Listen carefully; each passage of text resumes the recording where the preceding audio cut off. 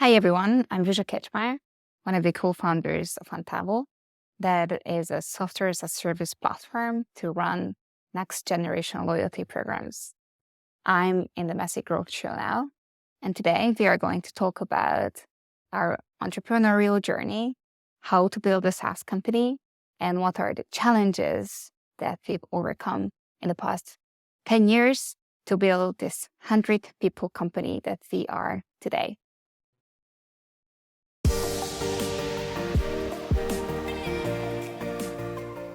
So welcome to the show, Zsuzsa.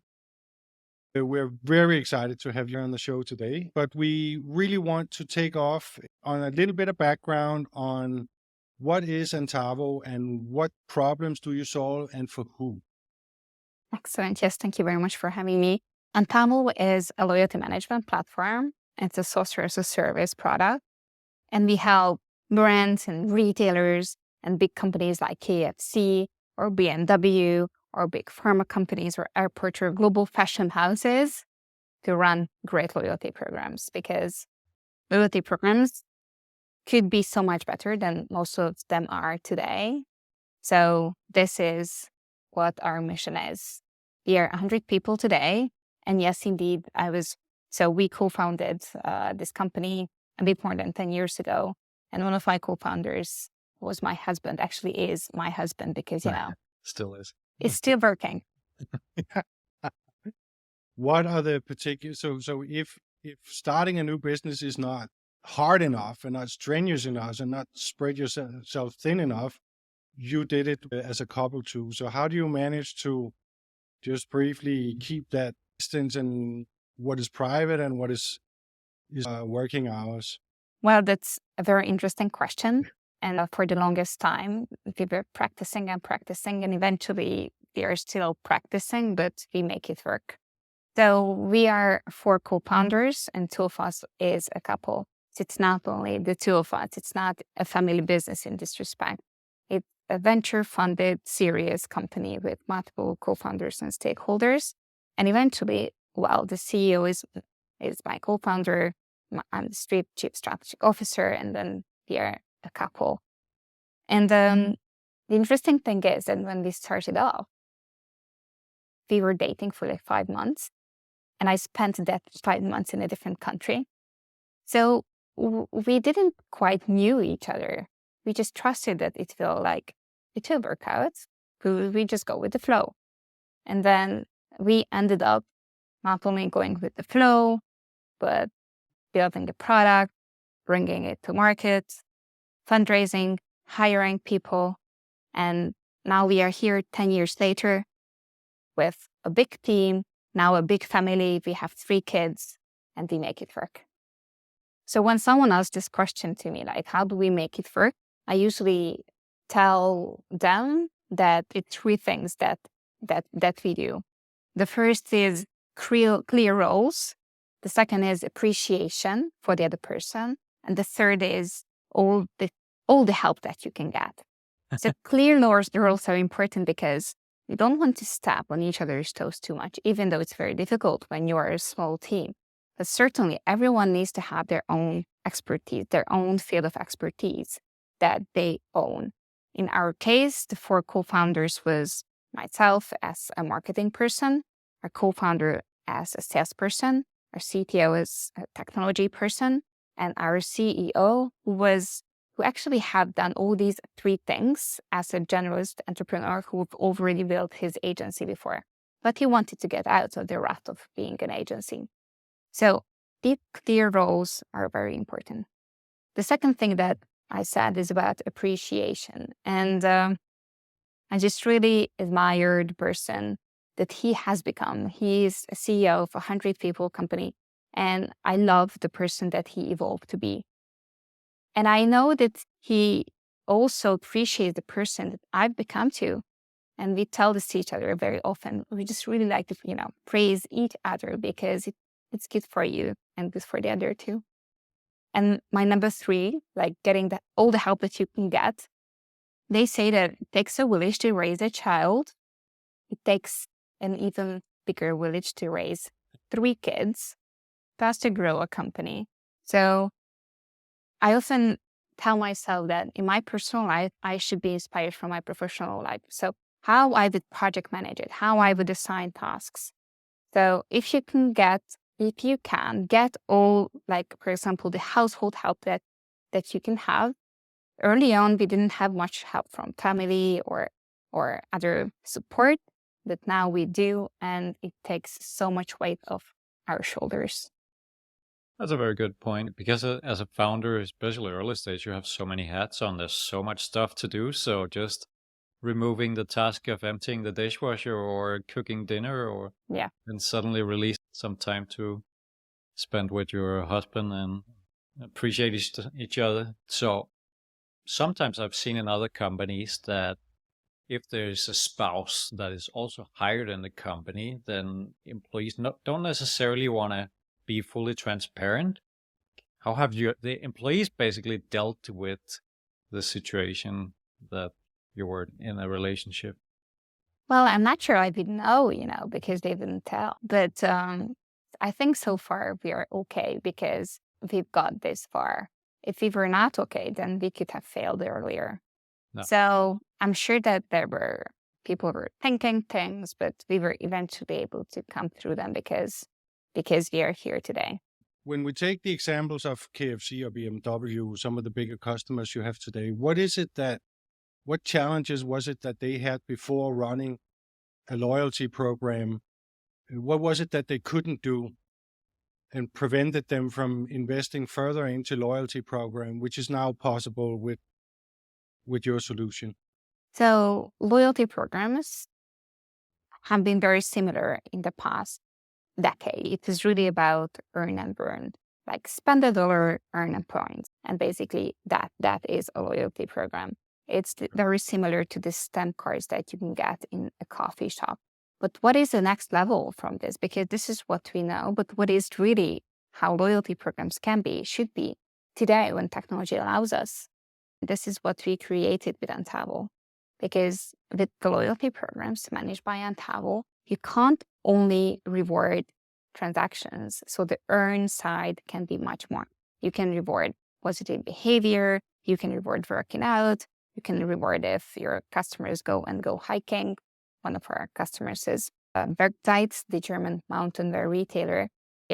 Their loyalty program is connected with Strava, and Strava can track your movements. There's also another tool, another app, Vertical Life, which is especially for climbers. And in their loyalty program, they reward if you go out hiking, or if you refer friends, or if you leave reviews. So they're this whole new word that you can reward beyond purchases. And that's true for the other side too, the burn side, when you redeem rewards or spend points, or even not points, because today it's possible to run loyalty programs without points. So these, instead of coupons, these could be experiential rewards, participation in special VIP groups, getting early access. And we are the technology behind this that makes it happen. So you are able to help them track other behaviors that they were not able to track before and decide what they want to do with them. Exactly. So I was running a pretty big loyalty program in a SaaS company, and I remember one of the biggest challenges was not so much like coming up with all these like different challenges that we could make for the users of the tool, but it was more the whole activation part of actually getting, keep communicating. Now we have a new challenge, like for example, this go on a hike or participate in the research group or whatever. Like, have you found any good ways of dealing with like creating this engagement with Yes, and then you touched an amazing point, because that's an industry-wide problem that you are talking about.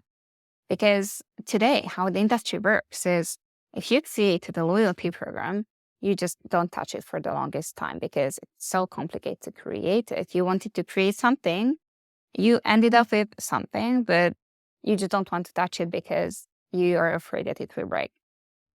And we want to change that. And the way we can change that is that it's easier to add new things. It's easier to adjust a loyalty program. So it can be truly part of your marketing funnel. It can truly be a part of your month activations. Because a best practice is to start with an MVP, just like in software as a service, an MVP loyalty program, and you add things to it iteratively over the course of the years, and so on. It's a great practice, and it's a specific need that the loyalty program industry is not as mature as CRM or marketing automation, and we are bringing this change into the industry. So loyalty programs can be more flexible and adjustable. Okay. So testing things out, see what works, and then change direction if it didn't work or yeah. Okay. More Interesting. like adding functionality, Okay. adding more and more functionality. So how do they actually communicate with their prospects or customers so that they can communicate these reward programs? Is it in-app, or how does that dialogue and communication run and engage it? Yes. Well, KFC is an amazing example. It's the KFC Rewards Arcade. And actually, it already won 3 awards this year because it's such an amazing loyalty program. And what makes it amazing is the concept behind it. It's actually quite a difficult part of our business that the success of our loyalty programs or the loyalty programs that are managed by Antavo are dependent on our customer and on their concept that is figured either by an agency or the customer itself. But in this case, in KFC's case, it was an excellent concept. It is an excellent concept because it's built on the fact that they didn't want to engage those customers who are already loyal, but they wanted to turn those customers who don't buy that much to recurring buyers.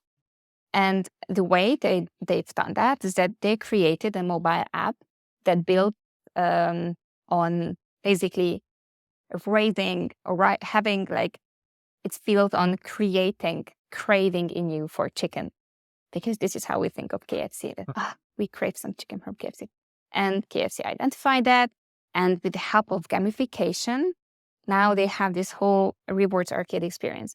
Like you want to play with that app, and while you want to play with that app and you play with it, you receive these small incentives, small gifts that you can use to your next purchase. So basically, this is how this very engaging app, this gamification, drives customer behavior change. So you would actually buy that next chicken order at KFC.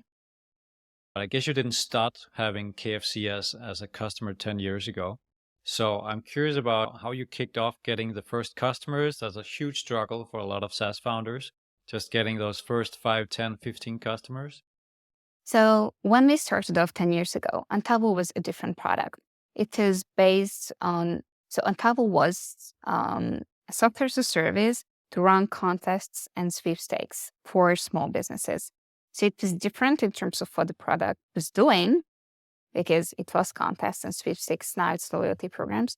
And it was different in terms of what it is, who was doing it for. So we've done it for small businesses, but we do this for mid-market companies, enterprises, more developed companies. We thought that it's just a small change in the product, but then it turned out to be like completely different. It was visual thinking from our side, thinking that it's very close, because it's not close at all. And we've had so many small customers back then already. At one point, it was 40,000 marketeers who used Antavo. Wow. But we had this terrible problem with churn. So every single month, 30% of our customers left us. And then it means that in one quarter, basically, you have all your customers going away, maybe coming back, but see, they used it in a seasonal way. And we knew that we wanted to have a product that is not used in a seasonal way. So you don't need to market and remarket to them all the time. So this is why we changed to the new product concept. And with that, our very first customer came through a partner. That customer was Luisa Roma, who are customers since 2016, which is a luxury fashion marketplace based in Italy. They're global. And they came through a partner who were a partner with the old platform too. That platform is Amorsys, the marketing automation company. So this is how we got our first big customer. And after that, the others followed. So what did you do with those 40K customers, you just let them like not work with them and just churn away over time? Exactly. Or This is what we've done. Because they were small businesses and entrepreneurs, basically those who wanted to run these contests and sweepstakes, which were very fun back then and working in the early days of Facebook. But then also Facebook went IPO, and then the contests and sweepstakes disappeared from Facebook. If you remember now, we don't Sure. have those since they started advertising in 2015. This is when this word turned around with us, and we knew that we need to do something different. Was it the same brand, Antavo, before and Yes. after? Yes. So you could argue that you spent the first years with that platform as branding, and then you swapped your solution, and then you got the right product, because just having one big customer is not the answer to everyone, for everyone. Yes. Yeah, sure. But clearly So, it was a major milestone for you. yes, you can say that. So it is already an established company. It's already people in the organization when we made the big pivots. so that's also been a huge change in your whole go-to-market strategy, because I'm assuming with the 40,000 customers, you were very inbound driven, or maybe just like paid advertisement to just keep them coming in, versus now where you're more account-based focused, instead of getting those big KFC level enterprise customers. Yeah, and it's like much less customers because it's a different game. Today, half of our customers are coming inbound. So they find us through their research because they read about us in reports. They read about us because they were trying to find their answer to a specific problem, like how to do this and that with loyalty programs. And they've done so much work in building the global knowledge around loyalty programs all over the world. This is one of the sources. The other source is partnerships, which is something that partnerships really wires through our whole organization. Whatever we do with marketing, it's always better with partners. We just do everything with partners. We put them into the spotlight. We ask their advice. We refer them leads. And of course, we expect leads too, because they need us to realize their plans.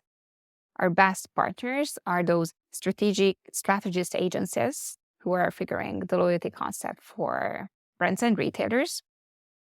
And those implementation agencies who have a lot of engineers and they wire things together, just like there are Salesforce certified agencies all over the world. There are Antavo certified agencies all over the world too. And the third type of partners that we have is technology companies who are around us in the marketing space, like CDP, marketing automation, because we integrate with them, we connect with them. And oftentimes if there's an RFP, they want to change their systems together. So we go hand in hand with them.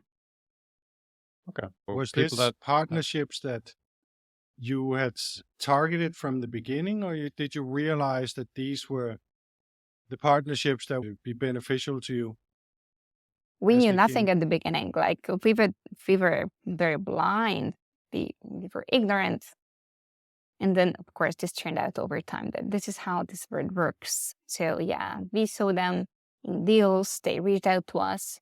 And this is when we realized we mapped this industry, basically. If you should give like a few tips to another SaaS founder on how to choose the right partner, what would you be looking for? I think the best partners for your SaaS company are those companies who are one step ahead in the process. So in our example, when launching a loyalty program, that loyalty program needs to be like figured out in terms of strategy, like what about the points and tiers, what are the segments and stuff. That whole strategy needs to be figured out. And they are one step ahead of us because first they need to have the strategy in order to choose the technology. So our best strategy is to connect with those who are one step ahead of us. They need us to realize their plans. And usually they are the ones who are writing these RFPs, requests for proposals, which is basically a public tender for companies to apply and then submit their response to the technical requirements. If you should give us a short story on Antavo, and at what point did you feel that you had the right message, a clear understanding of who was the right fit? Yes. It's interesting, such an important question, because we've been, I think, at all stages of the process. So when we started off with Antavo as a loyalty product, it was Antavo loyalty programs for fashion, because from Zsuzsa Kecsmar, our first amazing customer, we started to have more customers in fashion. It was amazing. And we found that, okay, so then our USP is our attention, this our special attention to the industry.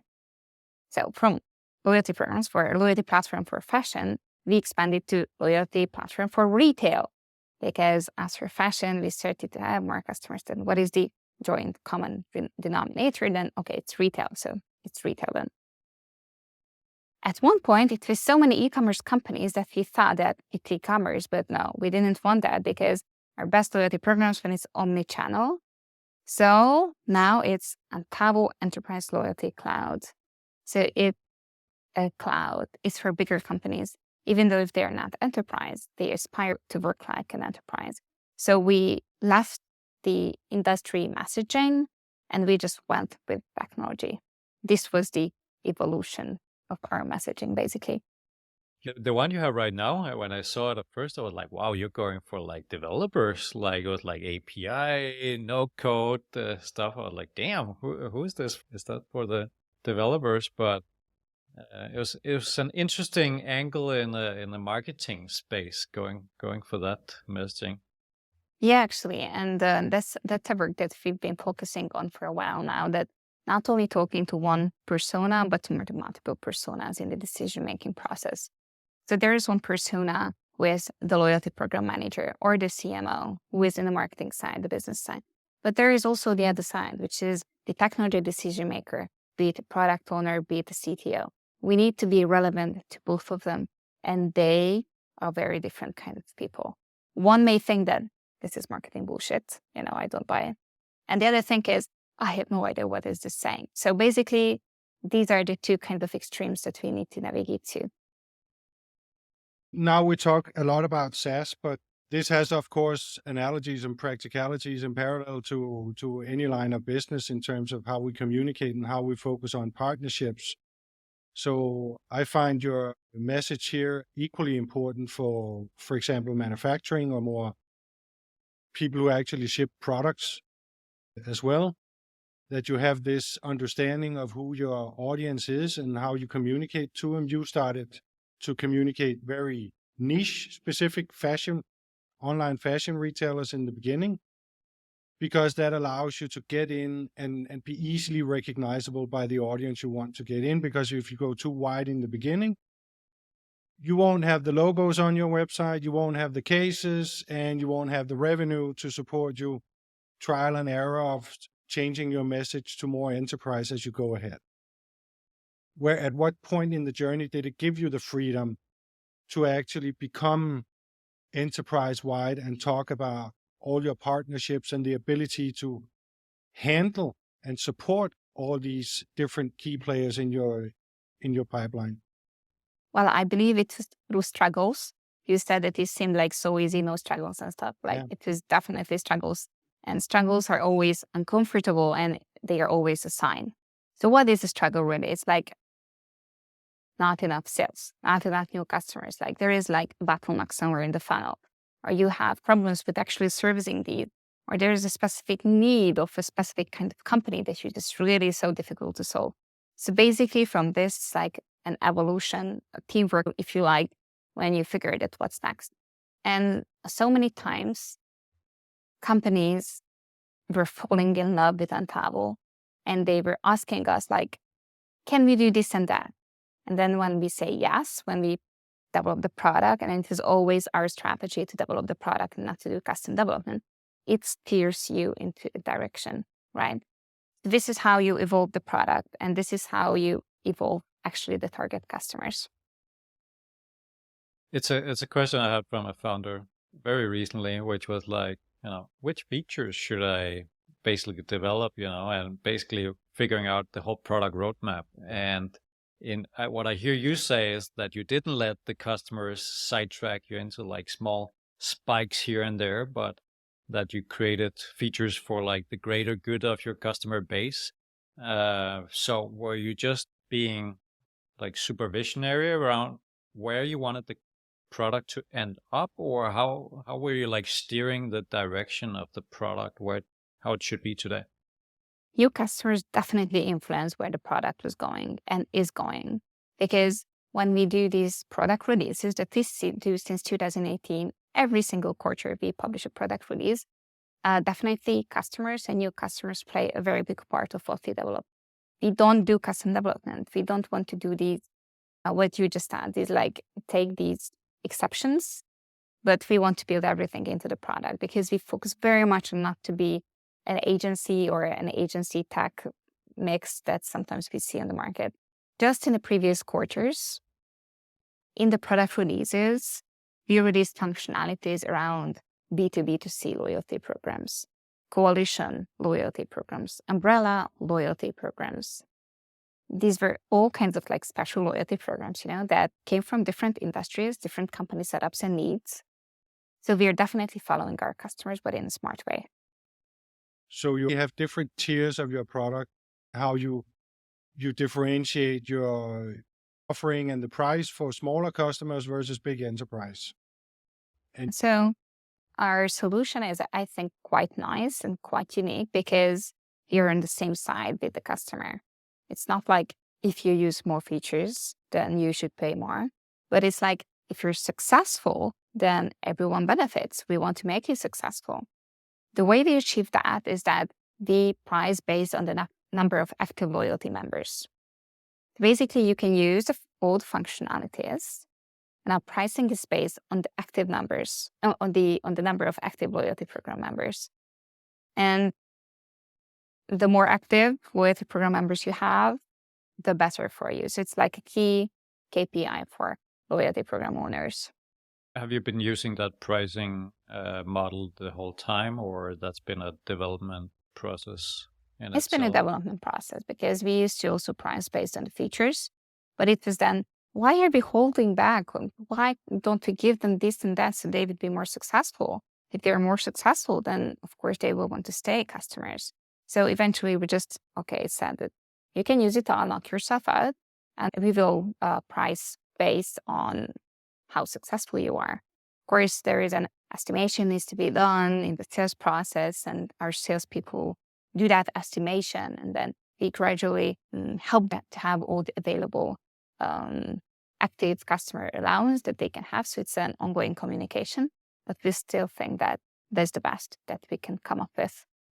There is also an opportunity to price based on the services that you give. Like if you have like super customer success or like basic customer success, what is the level of help that you will give as a company to your customer? That's also a way to do the pricing. Conventional belief of what works and what doesn't, do you feel that you have succeeded with, that others in the general dialogue online is saying, that doesn't work anymore. You can't do this anymore. There was a time when everyone said that you as a startup founder need to do things that scale. So find the thing that scales and do that thing that scales. And then it helps you to involve other people, to invest more work. It helps your investor to identify, so this is what I need to pour money into, and then you grow. But we never found that true, really, because there are so many things that we've done that don't scale, and we need to do these things in order to scale. So for me, it's kind of stupid advice to do things that scale, because the advice that I'm giving to others and myself, do things that do not scale too.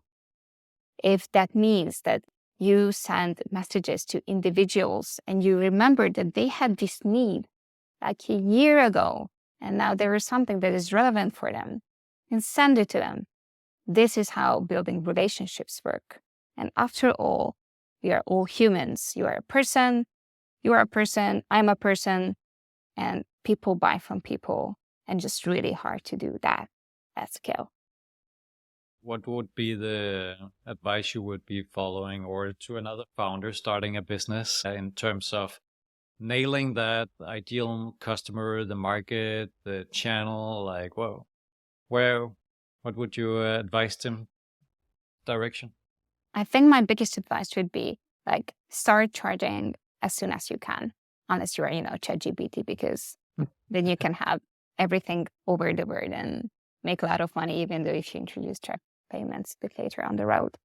But I think we took too much time without actually having pricing in place. And then people maybe were users, but they were not customers. So I would say have something which solve the biggest problem. Now you can build an entire business around it too. Yes, and it can come later, the services and stuff. But start charging as soon as you can. That's my biggest advice. If customers do not become customers, then maybe you are not solving a problem big enough that they want to pay for. The conversation changes a lot when you ask for the credit card, because then you get the real objections, and it's like, oh, this was just like a soft need and not really a hard need.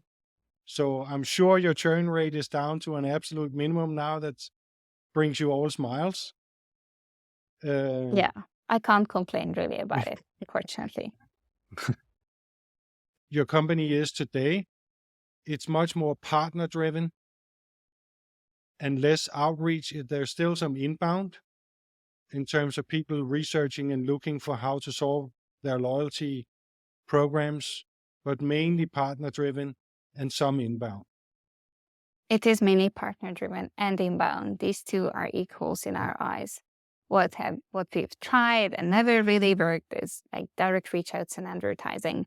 Interestingly, we tested this like thoroughly, really with all our smart, but they didn't work out because it's a very special stage in life, in a company's life, when they want to launch a loyalty program or a re-platform loyalty program.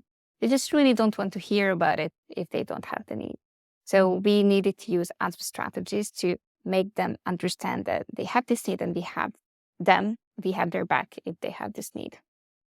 So what I hear when you say it's mainly partner driven and mainly inbound driven is that you use those two channels, have an indication that you actually meet the prospects when they voice their need, because they don't go to a consultancy if they don't have a need, or any of your other partners. We have pieces of content, like months of reading on the internet on how to run a successful loyalty program. What are the best KPIs for your loyalty program? How to create a budget for your loyalty program? How can I calculate the ROI on my loyalty program? What is the difference between umbrella and coalition loyalty programs? What tiers are for? And then I can, tell like 4 times this topics that we educate the internet on. We sprinkle this wisdom because we are really great in, loyalty programs, and they see our name. They see us as experts. This is how they come to us. So have you focused on, some people give this a boring name like SEO, right? But it's content writing. And you have not only kept this content on your own platform, but I imagine that you have sprinkled this all over all kinds of related contextual media sites where your audience typically spent time on reading and researching. Yeah, it's a decade of work. A decade. A decade. I think this is That's worth intense. mentioning because it doesn't happen in a year or 2 or 3. It takes time to build this representation online with this kind of content. Yeah, maybe smarter people could have figured out it earlier, but it was a decade for us. Nice. All right. Anything else you want to add, Zsuzsa? I think nothing really. I'm just thankful for you to help, those who can help solve the big problems of the world with software. I'm really believing in that. Like, it's a very nice space. It's a space with a great growth potential. And what you do is show that how it is so often not linear, but in fact messy. So where can what you have spent 10 years on distributing content on loyalty programs? Is there what's the best place to start? And where can we find out more about Antavo specifically on the antavo.com, I presume? But where is the best place to start for us who wants to know more about loyalty program and become more knowledgeable on that? Well, it's really antavo.com. So you said it already. We have a blog that we update weekly, and we have like all our knowledge on that blog. We also send this weekly newsletter, and we have these readers who are readers for the longest time, like long years. We sometimes chat. If you hit reply, I also receive that email. This is a really nice relationship between readers and us. We have, very big and very small consulting companies all over the world who are Antavo partners. And we just heard it last year, which I would really like to remember because it's such a flattering thing that they said that, like, not please, for the sake of all things glory, use other sources than Antavo too. Not everything could be Antavo because they use our website as a reference, our blog articles as a reference. So definitely Antavo.com if you want to be educated around loyalty programs and if you have a need for an actual technology, a loyalty software to manage your loyalty programs, and we are happy to help. And how can we connect with you? You can connect with me on LinkedIn too. I'm quite active these days. And I talk every day about loyalty programs. That's my secret passion, not so secret because I talk about it every day. So it's on LinkedIn then. All right. We thank you a million for taking the time and wish the best for Antavo going forward. I know you are very much in the media, on now also in TV in general, which is where we saw one of your shows. So we really congratulate you on your success, on your long overnight 10-year journey, because we experienced when the success arrives, these are all new, but it took 10 years and a lot of stumbling in between. So Zsuzsa, thank you for taking the time today. We really appreciate it. Thank you very much for having me.